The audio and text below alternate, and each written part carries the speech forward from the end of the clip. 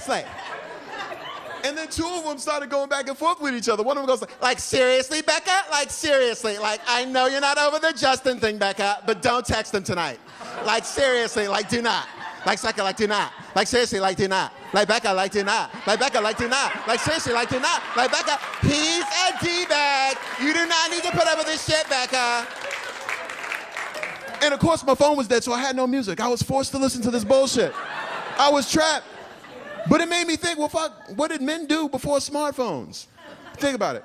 Packs of annoying girls have been ruining train rides for the last 100 years.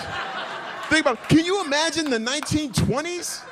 Think about the 1920s. A guy like me is sitting there, and a group of flappers get on the train. Right? Like, all right, now, listen up, girls, listen up now. We're gonna have a good time and a hot time tonight. I tell you, a good time and a hot time tonight. I got my hip flask on, we're gonna dance all night. We're gonna dance to a Charleston all night long, girls, all night long. You and me, girls, you and me. Now remember, when we get there, the password is swordfish. The password is swordfish. Hey, Gertrude, what's with the sourpuss? Still thinking about Joe? We're thinking about Joe. He's nothing but a big dumb palooka, I tell you. He's a big dumb palooka. Y'all too good for him, Gertie. But where we're going, girls, plenty of good guys there. Guys that know how to treat a lady.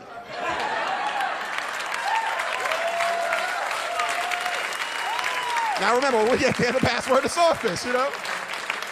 1928 on the A train, shit. But back then, men would yell at women, so they'd be like, hey, you broads, pipe down. And they go, what's it to you, Buster? Why don't you put an egg in your shoe and beat it? Right, girls, right, girls? Oh, man. I really can't make fun of white girls too much. My girlfriend is white. She is. She's white, she's white. Funny thing I've learned, though, hard being racist when you have a white girlfriend. Oh, yeah. Can't just come home complaining about white people. Them days are over. Them days are over. But what I started to do is, y'all, I'll take the white person I want to complain about, and I'll just replace him with a homeless guy.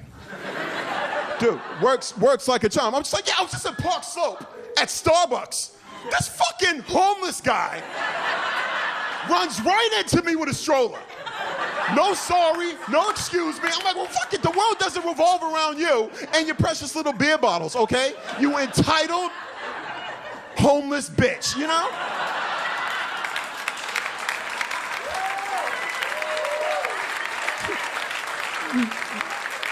She's like, babe, that's not nice. They live on the streets. I'm like, you should see some of the streets they live on. You ought to see some of the fucking streets they live on. But I think she caught on to my trick, y'all. I think she has, because the other day, she went to the movies with her friends, and when I asked her how it was, she goes, these homeless people were talking the entire movie. They would not shut the fuck up. They ruined the movie.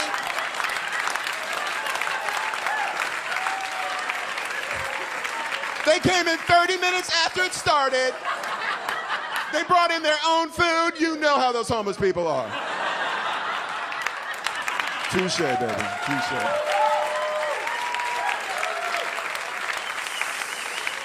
I think I'm gonna leave you guys on this. The other day I was home watching television, and that Dos Equis commercial comes on. You know the one? The most interesting man in the world, right?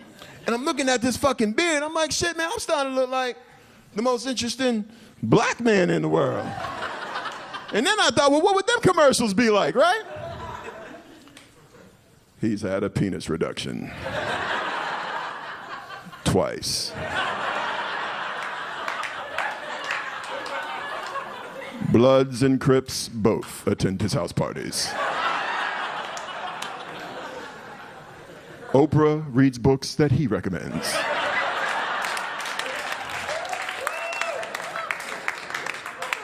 Martin Luther King once took a day off to celebrate his birthday.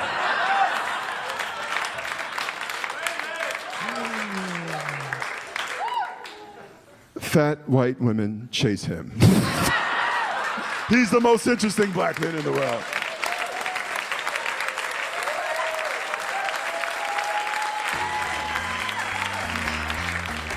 I don't always drink beer, but when I do, I prefer Colt 45.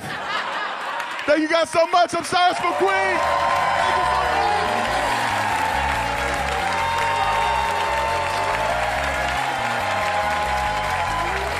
Stay tuned for more laughs on Access TV, live from the Gotham Comedy Club in New York City. is taking the stage when we return.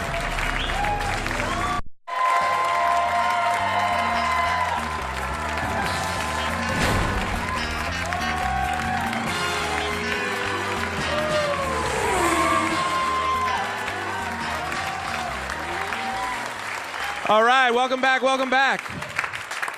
Oh, this is a very good show. It's a very well-balanced show, too. Started out with a white howdy doody guy, a tall, dark, and handsome man, and now the very funny woman from Comics Unleashed, very funny, Pat Brown, everybody.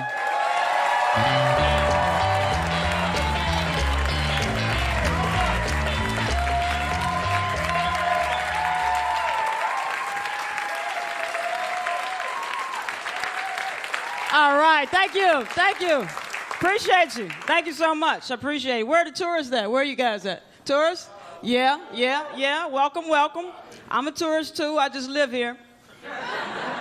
I'm the worst kind. I'm the one that stayed, man.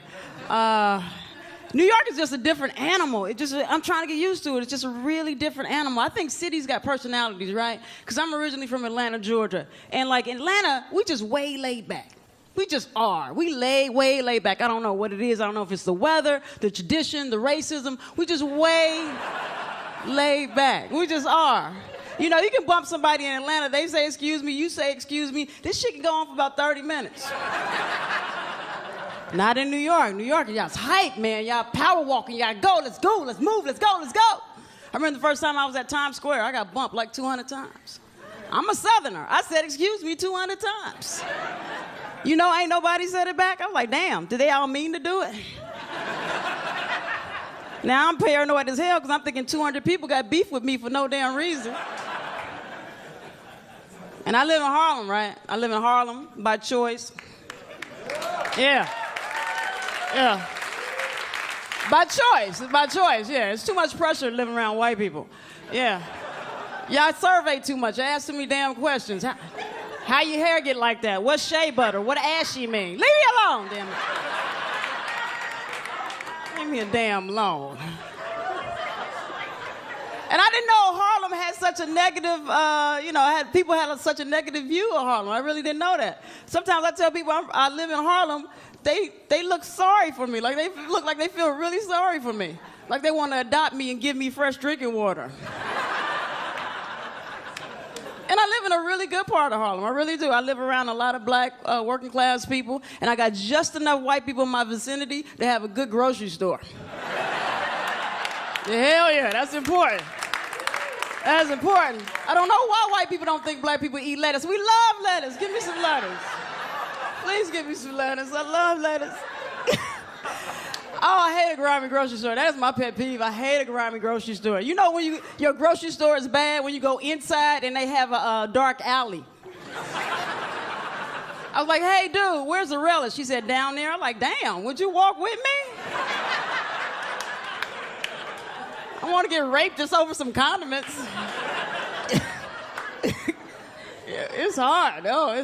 I'm trying to, being a New Yorker now, 8 million people, I'm trying to find somebody. I am single, but I'm trying to quit. I don't know. Yeah, single's hard. I don't care what nobody. Single sucks. You hear me? Single sucks ass. Single sucks open ass. Yeah, open ass is more emphatic like that. Yeah, because when you see an open ass, you got to ask yourself, why is that ass open? Who opened the ass? Now there's an investigation, there's crime tape. I tell you, it's hard for me because I think when you get older, it's a little harder to date. Anybody single over 35? Single over 35? Anybody? Yeah, that is slim pickings. That is slim pickings. It is. Single over 35 is slim pickings. That's like an old bag of Halloween candy. Ain't no Snickers left, ain't no Reese's Cups, ain't no Hershey's. Hell yeah.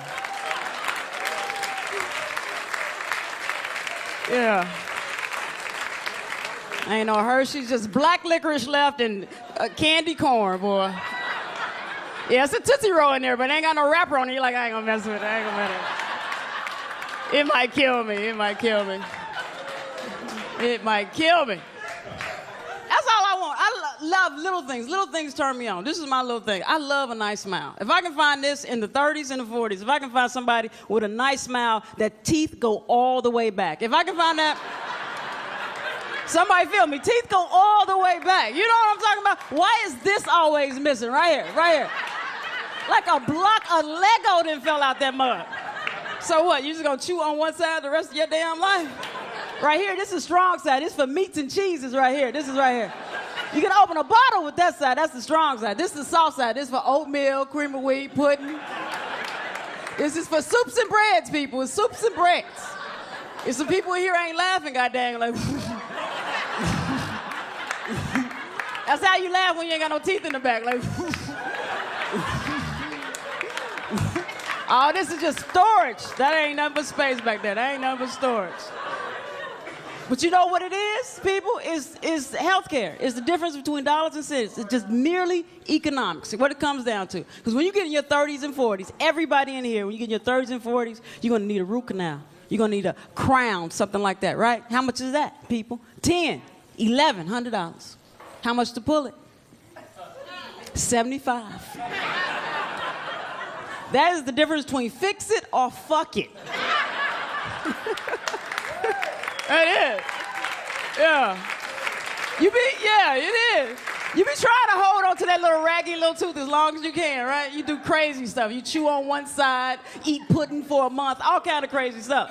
Finally, that pain get too hard, much for you gotta go in. You gotta go to the doctor. You gotta go to the dentist. Like, hey man, what can we do about this? He's like, yep, you're gonna need a root canal. I'm like, damn. How much is that? $1,200. Ugh. How much to pull it? $93. You're like, shit. Ooh.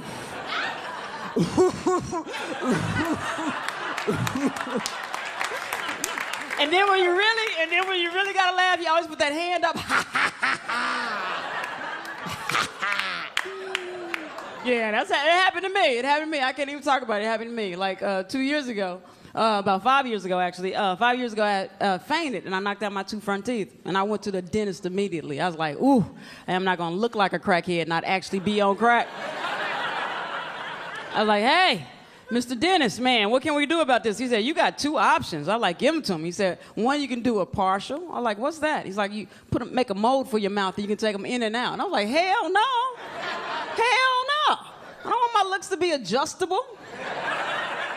It's like, what else we got? He said, we got implants. I was like, what are those? He said, you put them in your jaw, just as strong as your regular teeth, and just aesthetically as pleasing. I'm like, hell yeah, man.